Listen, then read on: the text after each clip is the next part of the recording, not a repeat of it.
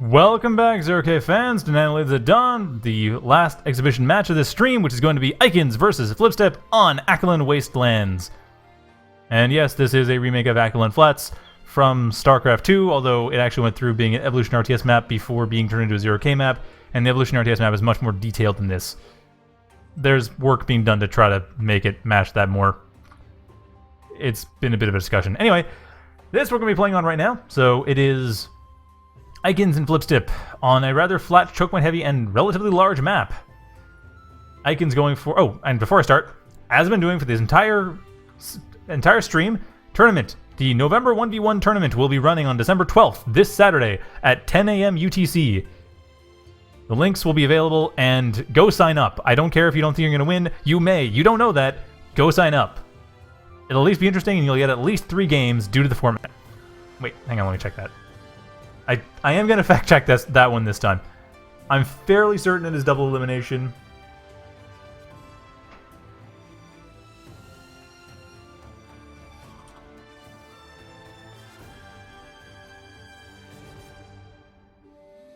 So, let's see. Yep. Double elim, and loser's bracket is best of 1. So yes, you get 3 games at least. Let us begin. ikinz going for Shieldbot Factory in the northwest corner of the map. Flipstip going for Cloaky in the southeast corner of the map. A little surprising given the size, but not surprising given the fact that those factories are quite versatile. But I am a bit surprised they aren't going for light vehicles at all. My guess is the ramp, because this ramp here for bots isn't a huge deal. They move about as quickly as they do on flat ground. For vehicles, I can't really show right now because there are no vehicles in play, but vehicles would go up the ramps a bit slower than they go down them. I can understand. Yeah, Cloaky versus Shields. Shields have become really popular recently. Cloaky has fallen out of favor. I'm still certain it's because of the jump bot matchup. The jump bot matchup is tough for Cloaky, and shield bots can basically fire puppies out of the sky, or shoot puppies out of the sky, rather, while glaives cannot. Or bandits, rather, can fire than shoot them out of the sky. Glaives can't. They just can't. Glaives, these right here, they get one shot by puppies. Man, puppies are cheaper than glaives, so it's just not worth it. Now, Shield versus Cloaky is a relatively even matchup, although Shield has a bit of an easier time escalating into the late game than Cloaky does. It's still relatively even, but glaives are less valuable body to body than bandits, or body for body, rather. So an equal number of bandits will beat an equal number of glaives, and that's what we see right there. Actually, that was more bandits than glaives, and continues to be. Flipstip going for some ticks to try to equalize this out. Where is that? Oh, that first tick is just being constructed now. Very quick ticks from Flipstip. ikinz continuing to build up the bandits. Not really too worried about getting ticked, apparently. Now, if ikinz attacks right now, then that tick will be of very little use, but it is coming in, and there, ikinz. Good timing on that attack right there, because that is going to prevent any follow-up forces. Flipstip going for more scouting. ikinz already on the defense with those 4 extra bandits. Flipstip building more workers, trying to expand as quickly as possible. Flipstip trying to be much more economically focused than ikinz. ikinz just now finishing up their main base. Flipstip already has expanded their entire main base, taking the effectively natural expansion. And nice tick, perfect tick, and with follow-up forces, that was wonderful for Flipstip. Getting ikinz off their back and actually allowing them some room to breathe. Also realizing that ikinz has not expanded as much, so Flipstip probably realizes they are ahead economically. Because that is going to be very handy for Flipstip. They know they're ahead economically. It looks like they're just going to try to press that lead. Set up as quickly as possible. Set up as efficiently as possible. Get some defenses going, get some ticks and such. Make sure that they can deal with any additional bandit raids that come along, and otherwise not really worry too much about it because they are ahead economically. Flipstip about to expand out. They are aware there's glaive coming in for harassments. Nice defender placement. Actually, it's really scary defender placement too, just because of the way that's positioned on that cliff. It'd be very difficult to deal with if and when Flipstip decides to assault that. So Flipstip, I'm curious if and when they're going to switch over. They've got a decent energy infrastructure. Are they going to add another factory soon, or are they going to just try to push production into the Cloaky bot? Because at this point, they've done neither. They have pushed all of their economy into constructing more economy. They're rapidly expanding, and not that poorly protected of expansions either. Not the best protection, a couple defenders here and there, so it would require follow-up defensive forces from glaives and such, but it's at least there. Also, where are all the ticks? There's one tick there. Actually, there's one tick there. That's it. One tick in front of this, well, on this ramp. One of the nice things about this map, due to the ramps and the choke points in general, ticks and roaches are scary. I'm actually surprised ikinz has not built any roaches. Because, really, on defense, with all these choke points, that roach will get a lot of guaranteed kills. Same with the tick, will get a lot of guaranteed stuns. And then follow-up forces will get the guaranteed kills. Oh, Dorsch pointing out that when it comes to shield bot versus Cloaky bot, shields are also good at shutting down jump bots using racketeers, which is very true. Cloaky bot has to use ticks instead, and that's much harder to arrange. It's doable, and the popular Cloaky bot strategy versus jump bot has, last I checked, been glaive tick. But honestly, at this point, the popular Cloaky bot strategy against jump bot is switch to shields. Because it's just easier. I mean, I played a game the other day, and I tried using scythes, and it worked okay, but not great. I don't know. They can work, but scythes are such a... You can't really build your army around scythes. Despite what Svadopluck might have you believe. I mean, you sort of can, but it's really tricky to do. And tick going off. Nice tick. There's the follow-up. These bandits are out for another 10 seconds, so they are going to be very easily taken care of. Good follow-up there, and yeah, that's a lot of dead bandits, but that's not all of them. ikinz pushing a lot into bandits. Flipstip, on the other hand, they've been pushing so much into expansions. Nice, taking out that tick from a distance. And I don't know that there's any other ticks. That's all of them. That's all the ticks for now. So yeah, ikinz right now in a very safe spot. They don't have to worry about ticks at all. At least not for now. There will be more built. And more raiding coming in from Flipstip, trying to do something. Did manage to get rid of one of these workers, which is good for Flipstip. But that's their advantage right now is economy. And they are trying to push it as hard as they can. And there's the... Okay, there they have caretakers. Looks like the second caretaker is likely to be used for an additional factory. Because there's nothing to reclaim and nothing to repair. If these wind generators get hit, they're already dead. Those things are made of paper. So I don't expect that's going to be used for anything other than an additional factory whenever that gets built. I don't know when that'll be.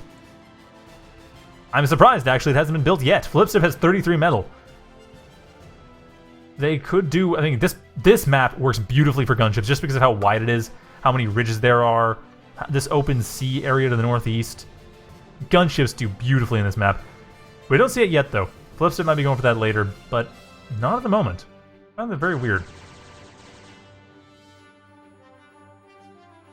Anyway, ikinz at this point, they do have some ticks up again. Quite a few, actually. Two over here. One of them about to be spotted by a bandit. Stunning out that bandit in question, but the big thing is the second tick, which will be able to do a lot more damage. There we go, getting rid of yet another bandit group. Flipstip's tick usage has been divine. They, I don't think, have... Except for a couple where they have been spotted out. Good counterplay from ikinz. But Flipstip has just managed to put them where they need to, getting rid of all these bandits. I'm not sure if they've lost any glaives. They've lost a handful of glaives here and there, but once those... Yeah, that's about it. Yeah, once the ticks come in, that's it. Ticks come in and the glaives just tear everything apart. At this point, Flipstip, I think, has managed to work their way into an army advantage. The only glaives they've lost were on attacks like this. Well, maybe not an army advantage. That's about 14 bandits to... How many glaives? 24 glaives to 23 bandits. No, okay, not that much of an army advantage, actually. Though ikinz has split their forces a fair amount, and Flipstip, at this point, 46 metal. Where's that Oh, no! Straight to Strider Hub. Why is this caretaker over here? That must have been a misclick on production. Yeah, Strider Hub, already going for the Strider Hub. I mean, they have plus 50, plus 60 metal. They might as well. That's basically what you do at that point. They're not even going for air first. And ikinz not switching... Oh no, never mind. Flipstip did go for gunships. It's just over outside of the main base. But yes, they did go for gunships. Getting banshees as well. they've resurged in popularity. There was a time not too long ago when Banshees were not the go-to unit. But I guess people realize just how tough they are, and as a result, I think there was actually a slight buff to them. Maybe very slight. But as far as I'm aware, no, they basically, it's just a metagame shift. I have to check though. There probably is a patch note somewhere that actually has changed them recently. But as far as I know, it's, oh, they buffed idle regen. Okay, that's what it is. Their health regen's faster. Thanks, Dorsch. That would explain a lot, actually, because, like I said, Banshees have pretty decent health. Rapiers have 1100 health, but they cost 1.5 times as much. And they don't deal anywhere near as much damage. And another tick about to go off. Ikinz about to trip on that tick mine. But no follow-up forces. The glaives are all out of the way. I don't think Flipstip is aware of that. No, they're not. Their radar does not cover that area. They have no idea the bandit's there. And the bandits have no idea the tick's there, and they will soon find out painfully, but not all of them. 2 of them still up, and it doesn't really matter because that's not where Flipstip's focused. Flipstip's focused instead on hiding the gunships for one thing. Ikinz doesn't know about this, do they? They have no clue. Ikinz has no idea at this stage in the game that there is actually a gunship plant right here. They did, however, manage to survive 1 tick. Another tick encounter might be on the way pretty soon, though, and what is Flipstip? Okay, Flipstip knows this is there. And the tick gets relatively safely disarmed. There's no real follow-up force. Once these glaives get in here, it's 9 seconds. Yeah, the glaives won't be there in time. So at this point, another tick? No, it's the same one, never mind. The tick that did get off, that's a new one that did not do much. So unfortunately these glaives, Flipstip's tick usage not working out as well as they'd like. As it gets further and further afield, it becomes harder for those ticks to do what they need to do. But another tick coming around the back, going after the distracted bandits, stunning 1 of them. Stunning 2 of them, never mind. Actually, that's enough. I think that'll turn the table. It looked like that fight was relatively even, but that seems to have turned the tables, allowing the glaives to get in a nice, just numerical advantage. And the last tick coming in here, there we go, finishing that off. That was 3 ticks. That was 500 metal. To get rid of about 500 metal of bandits. That barely made cost. But with that Conjurer there, that more than makes cost. That Conjurer reclaim pretty much means that there was no problem for Flipstip to do that. And now are the Banshees going out yet? Nope, Banshee's still being constructed. 10 of them, 11 of them now. And Scorpion up. Not Funnel Web, my mistake. There's something else up though, too. There's gotta be. Really? Nothing? We have Thug coming in here from... Okay, Eraser is coming from... Who's got that? Oh! Flipstip going for the Eraser, wants to do tick bombing. Like, mobile tick bombing. And Ikinz with the shield ball coming down here. Ikinz trying to just get back at all this with the shield ball. Outlaw, very nice use of Outlaws there. Disarming those ticks harmlessly. And the Eraser's not going to do much against that. Those Outlaws are a real problem. And at this point, no air switch from Ikinz, and these Banshees, coming around the side. That will be able to tear apart Ikin's base, no problem. There's no defense whatsoever. Racketeers would be wonderful right now, but unfortunately, there probably isn't enough time to build them. There's only 21 metal that I think would take about... How much time would that take? Racketeers? Yeah, that would take about 17 seconds. In that time, the factory would be destroyed. I'm not kidding. In fact, we can count... Well, actually, it was directly targeted, but instead the commander's being targeted. Ikinz throwing in the towel. Nice attack with the shield ball, but that hidden gunship plant really did the trick. Battery's down, and the shield ball is going in for the last-ditch attempt. But I think this is it. Just on its last orders. And the tick, once again, not doing much. Like, really, Eraser tick doesn't help much when there's an outlaw there. Or however many outlaws are there. When there's 5 outlaws there. It doesn't help, I'm afraid. But yeah, those ticks did the trick. I mean, that's all Flipstip needed to do was keep themselves in the game, not losing too much until they got their economy up where they... I mean, their economy was ahead of Ikinz most of the game. A lot of that was just that they really risked it. They just went for it. And it paid off in spades.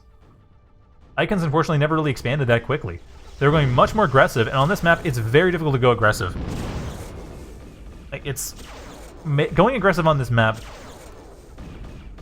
We kind of saw how it's done with those bandits, but the ticks worked out. Ikinz did attack fairly quickly early on to nullify some of the tick, but really, it just... ikinz was playing the aggressive way, but wasn't playing that aggressively. And honestly, on this map, getting at the choke points, being aggressive properly, that's hard to do. The choke points are big enough that it's not impossible, but it would have been fairly easy for Flipstip to defend that had ikinz decided to go up the choke point. So I don't know how you'd really play this map aggressively, which ikinz was basically going for. I mean, it was good flanking and running around and raiding and such. It just never really was enough to keep Flipstip down. ikinz just didn't have enough units overall. But yeah, that was that. So I hope you enjoyed that. And last announcement of the tournament on the 12th. Tournament December 12th. The November 1v1 tournament delayed 2 weeks, December 12th, 2015 at 10 a.m. Eastern Standard Time. Sorry, 10 a.m. Universal Time. So it's actually 5 a.m. Eastern Standard Time, 2 a.m. Pacific Standard Time, 10 a.m., 10 to noon in most of Europe, and then somewhere around 6 or 7 in Australia. That is going on. There are links. Go sign up. Go play in it. Have fun. You get at least 3 games, even if you don't do well, and you probably will do better than that. I'm not kidding. The statistical likelihood of you doing better than just the 3 games in Dead is, I believe, greater than 1 in 2. So you have good odds. Anyway, so go sign up for that. But for now, I bid you all a good night, and thanks for watching.